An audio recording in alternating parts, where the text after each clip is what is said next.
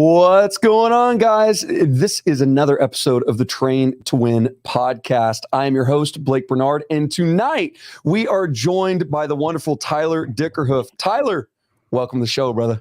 Man, I'm glad to be here. I will say that 30-second countdown is long. It's so brutal. It's so loud, dude. Yeah, well, even in person, everybody's like, shut up. It's a 30-second countdown. We can't do anything in 30 seconds. Imagine what you could do in 30 seconds. Like, how many burpees can you do in 30 seconds? A lot. We could start talking about some really controversial stuff in 30 seconds. You could do that too. You're the host, not me. So please take it away.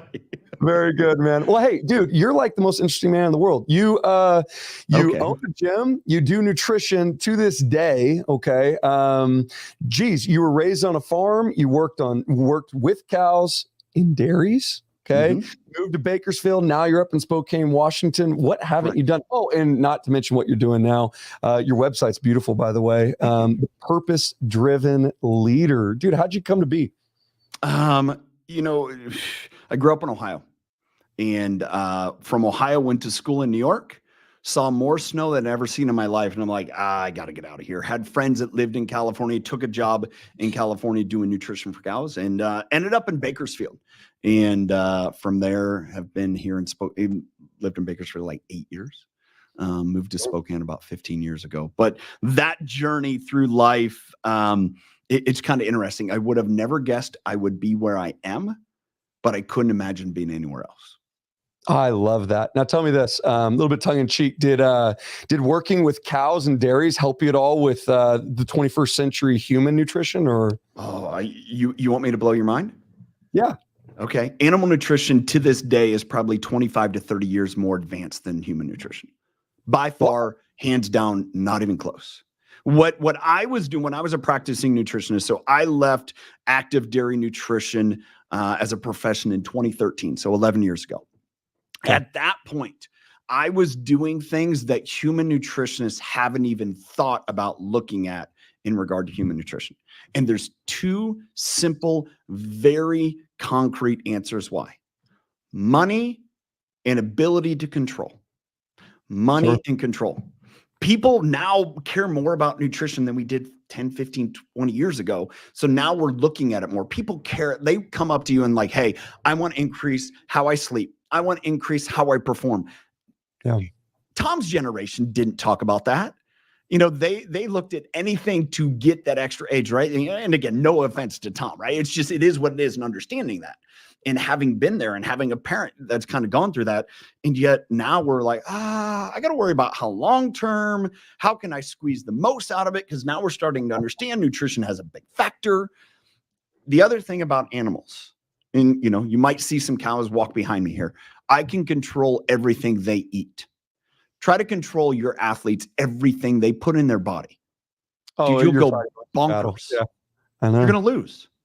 I don't feel like that. I want to go have a Dwarves black and tan, right?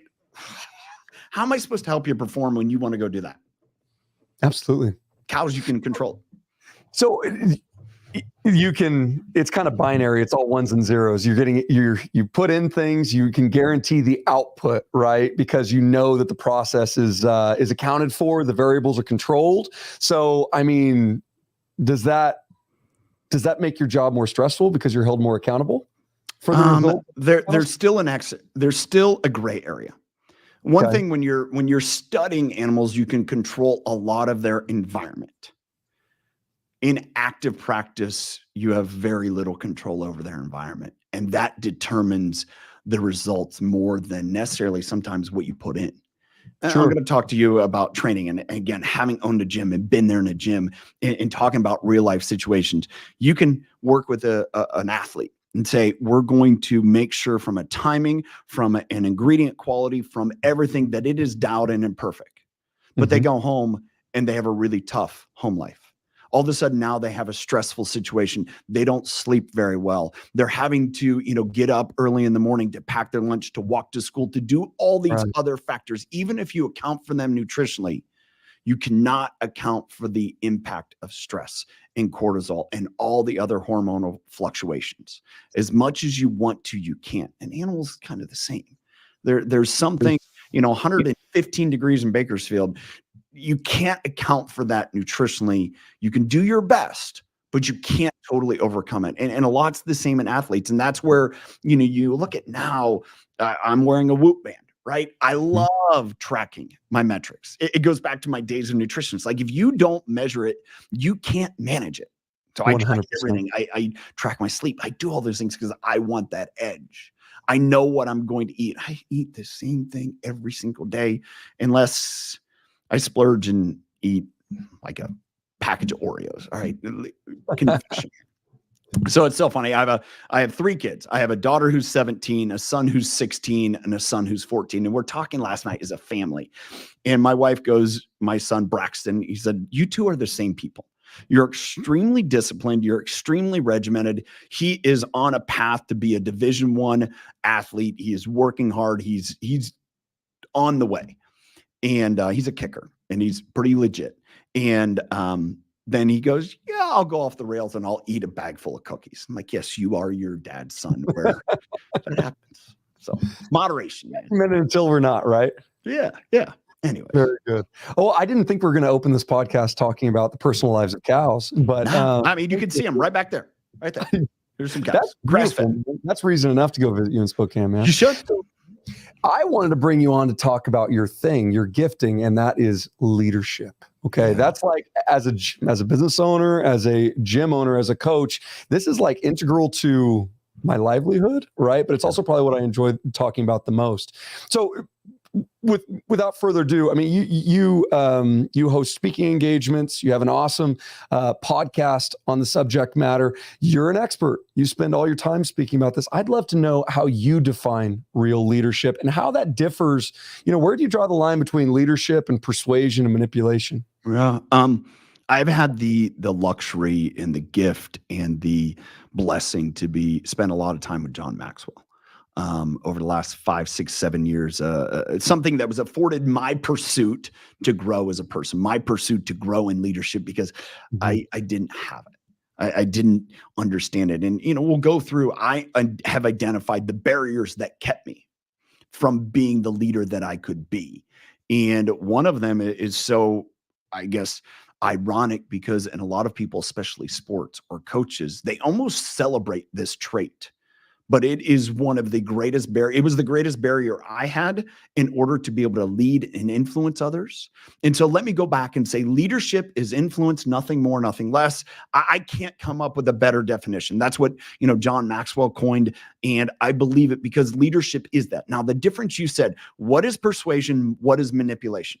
Persuasion, where it's only, it benefits the entire group. Manipulation is it just benefits me.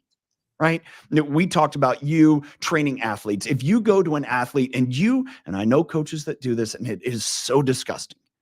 I can get you to perform, but if it's so I look good, so I can put that check mark up on the board that I got another D1 athlete, that is manipulation.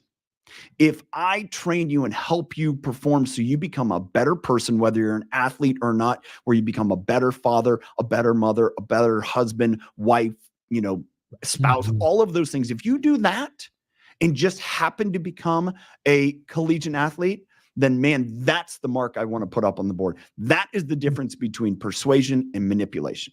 And unfortunately, in this space, we talk about coaches, so many of it from an ego perspective have it so wrong, where it is, hey, let me put that mark up on the board that, I got these athletes to that level.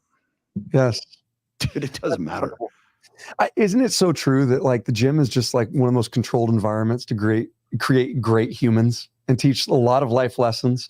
I mean, we kind of glorify the barbell a little bit, probably more than most, and the awesome lessons that training hard taught us. But man, I deal with a lot of kids that we can't, like you mentioned, one of the most uncontrollable variables is the home they go back to after the session's over. And I can't guarantee they're being stimulated in that way to create awesome young men and women.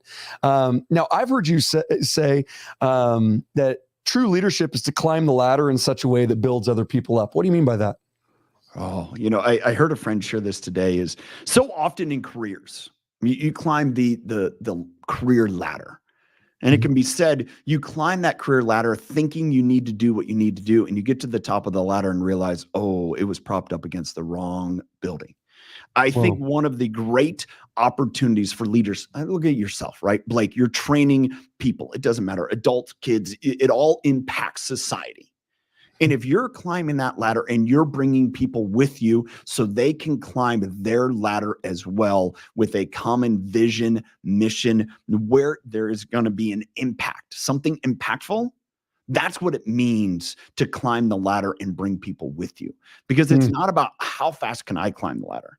I shared a video this morning on Instagram, and I'm having such a hard time with this guy, and he's so popular, and I think he's just absolutely full of BS. And it's Alex Hormozy.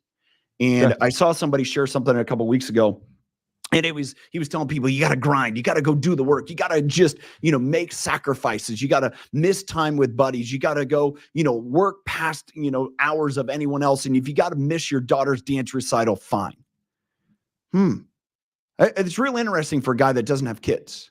I have 3. Right. I have a daughter. I have a daughter who's a dancer.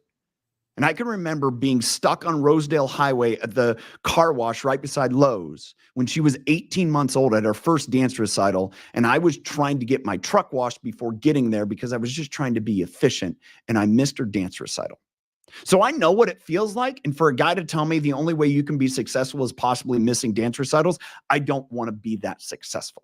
I don't want to be that guy. I heard one thing that he shared today, and I don't know why this comes up. It's probably because I'm talking about it. But this is the mentality that I think is so wrong in society and leadership because it gives the false impression. And this is where I want to take it based upon what you said, is you can put all these personal attributes of intensity, of drive, of I'm going to go do it, and the gym kind of mentality of like, I'm going to break every record just because I can break every record. Yeah. But if you don't take people with you, man, you've done nothing. Nothing. So you can justify the results. You can justify the, hey man, I just maxed out. I, PR'd on everything. I crushed every gym record. But if you look around and you're the only guy in the gym, what is it worth? Right. What is it worth? Because you're not helping people around you. You're on a football team, right? And you're the only lineman, you're the only receiver that is doing extra work. Team's not getting better. You may get better, but your team's not getting better.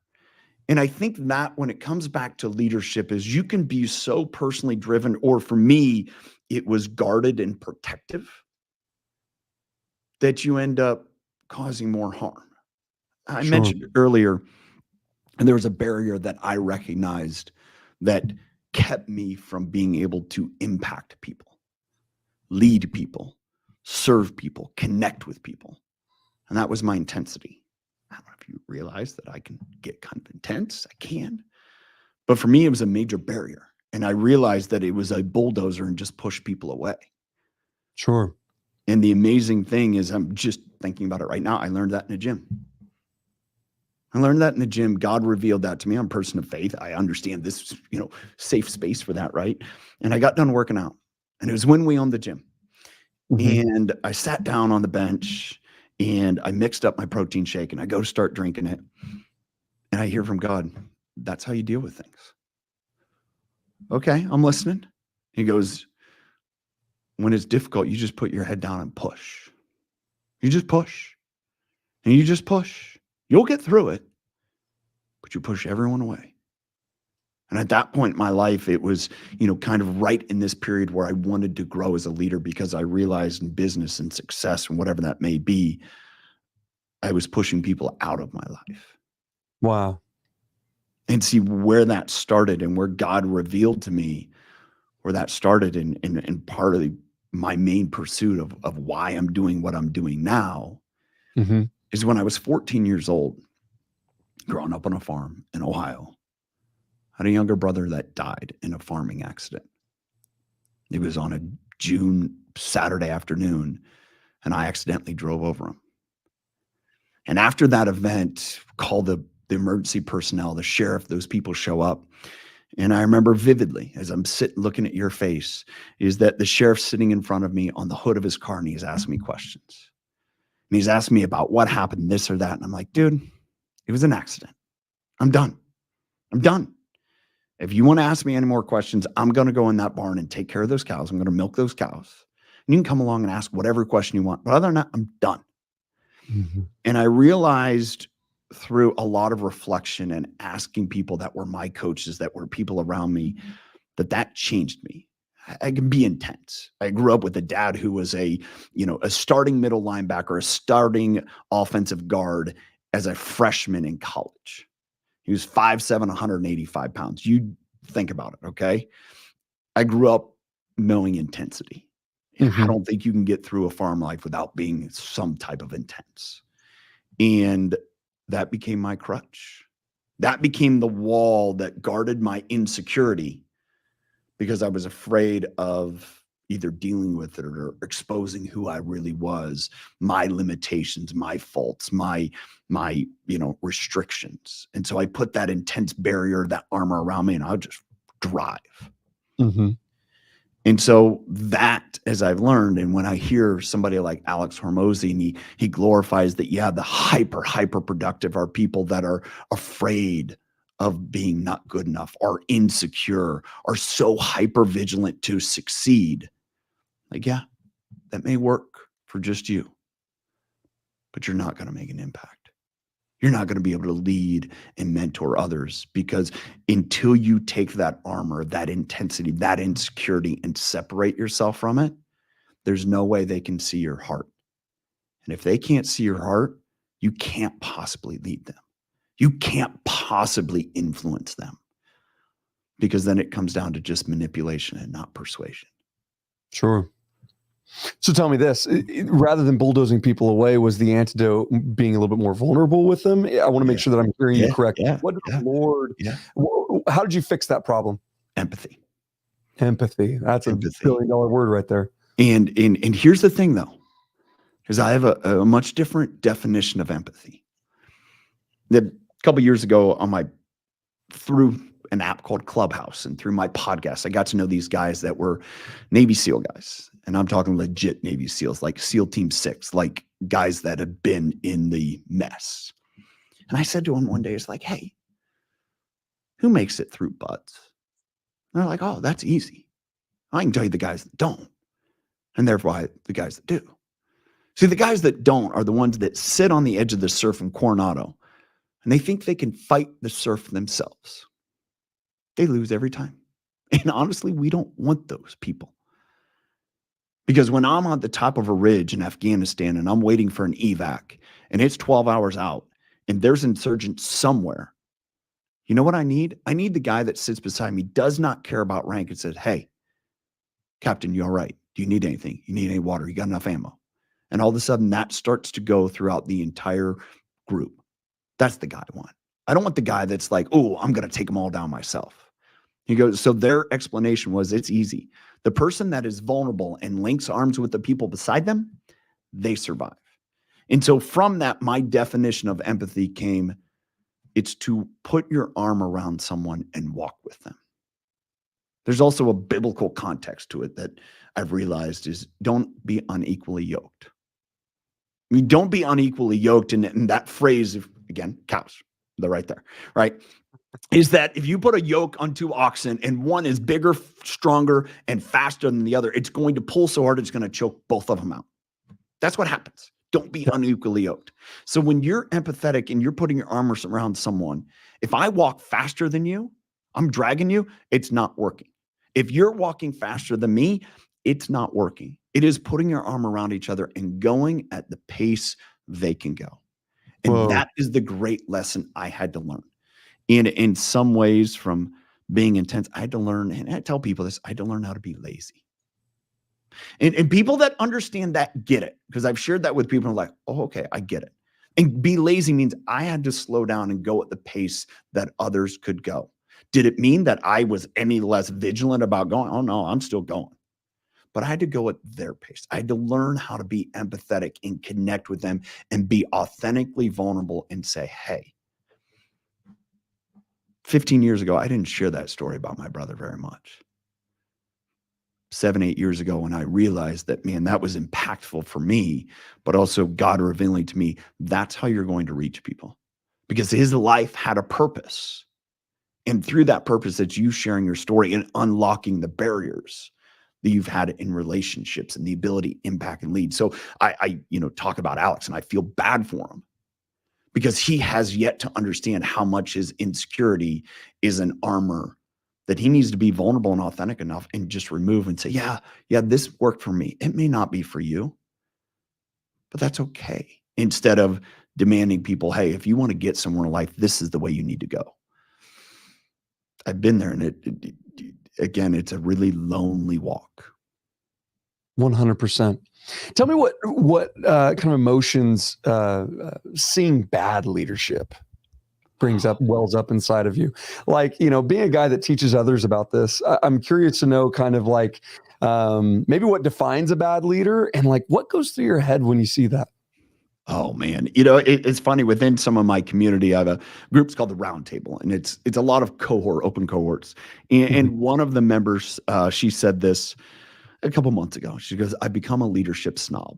Like, yeah, okay, I'm sorry, I apologize for that. But you start to understand the difference between good leadership and bad leadership, and there's twofold. I get really frustrated, and I'm like, I'm going to protect people, and I'm an Enneagram 8, and I am. Let's go. Right? My intensity comes out.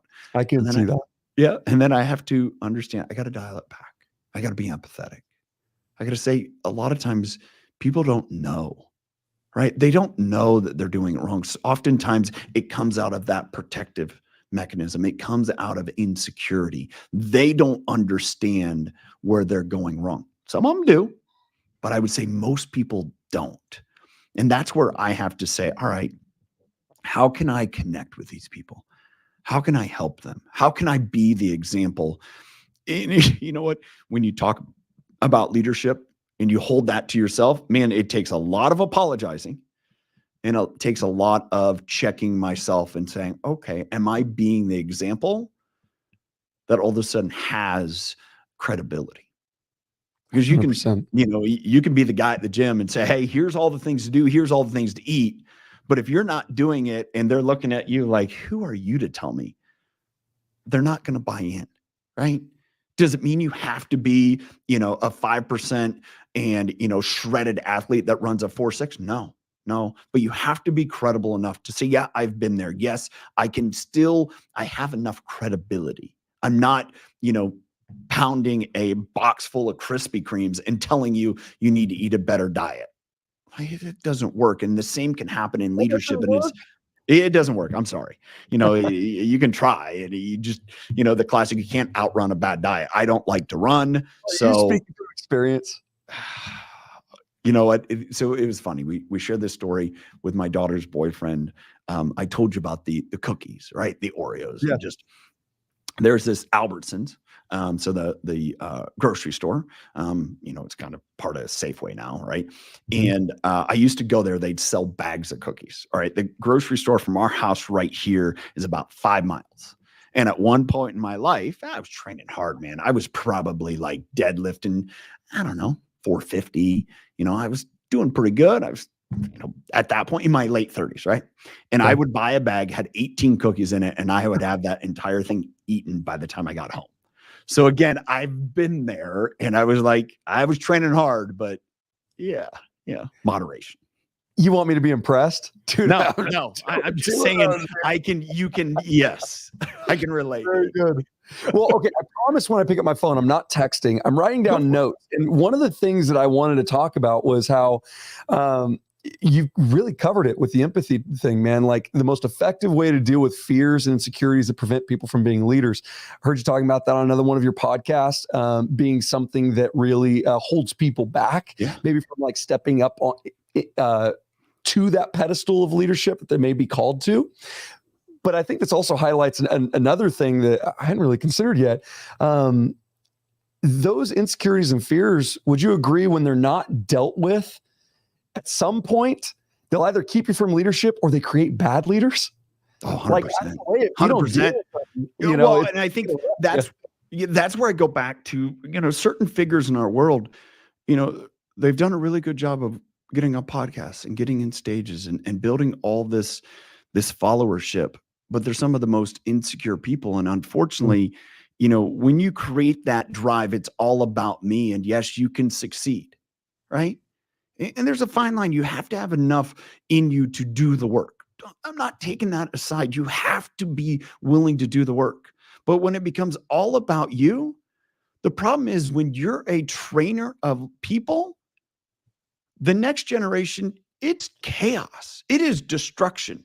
So, we're in a place where we have a lot of leaders. And unfortunately, our world does not trust leaders, period. Over the last 4 to 10 years, and we go back to 2020 and before that, the leaders have straight just lied to us for their own agenda. And so now all of a sudden we have this in general society. I don't want to be regarded as a leader because all they are is liars. It's all about them. So we have an up and coming generation. It's like, I don't want to lead because I know what those people are like. They're fake. They're not authentic. They're liars. And, having to work through that when we don't understand the problem, when we don't understand, hey, like, what's your biggest insecurity? Can you own that? Can you know how it shows up? Because until you do, then you can't possibly lead around it. Here's one truth that I've understood. Every single person in this world, it does not matter how successful, how many zeros they have, whatever follower, whatever measure, it does not matter. They deal with insecurity. It's a human condition. Now, the people that can move past it are the ones that can say, even in spite of my insecurity, I can own it. I can say, hey, dude, sorry, my insecurity is showing. Forgive me. I can own it. And when you can do that as a leader, man, no one can take you down. Come on. And you also have credibility, and you also practice humility.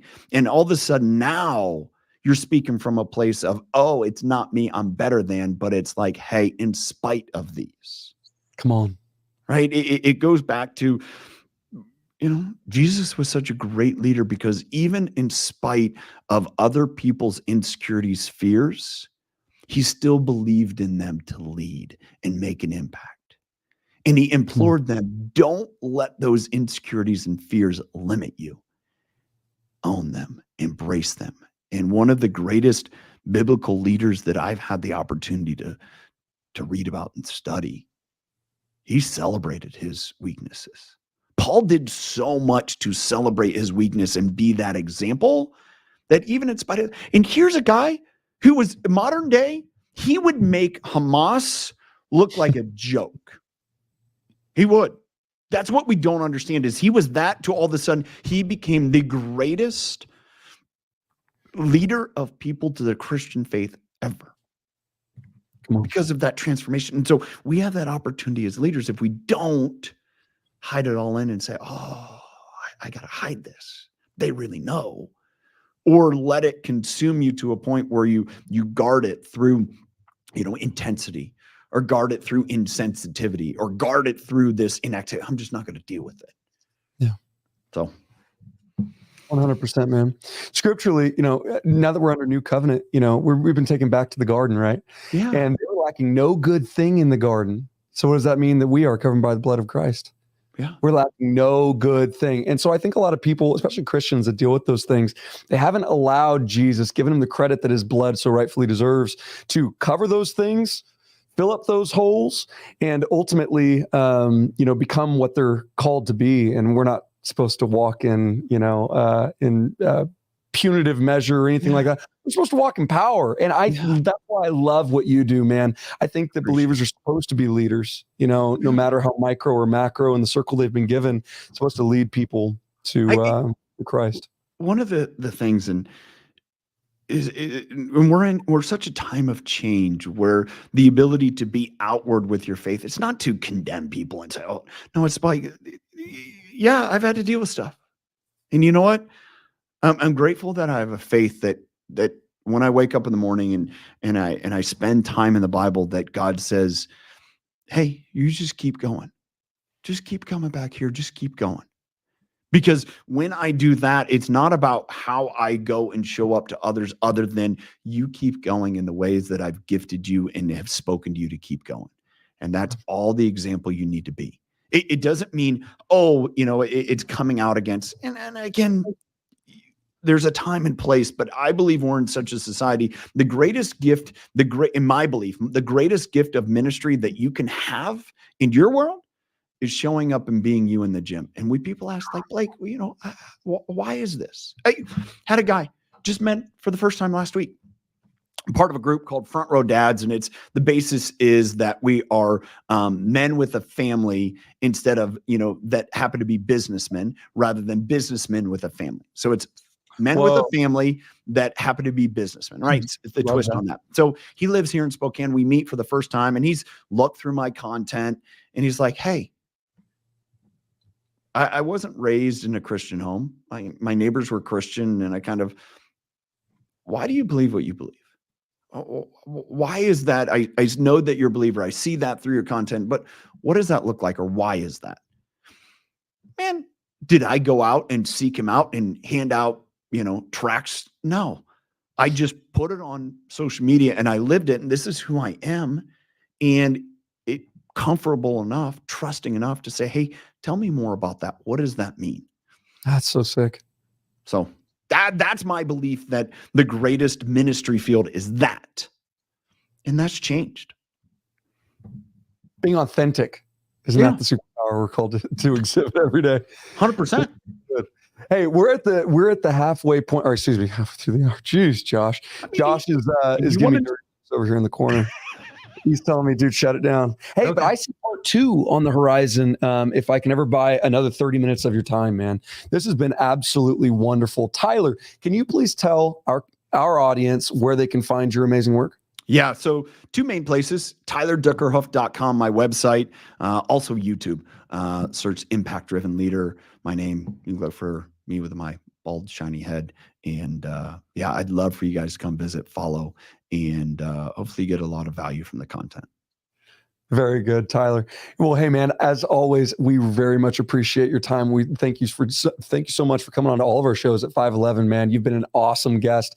And this is like my sweets. I love talking about this stuff. Picking your brain's been an absolute pleasure, man.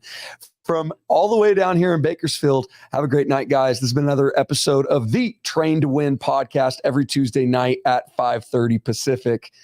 Hail strength.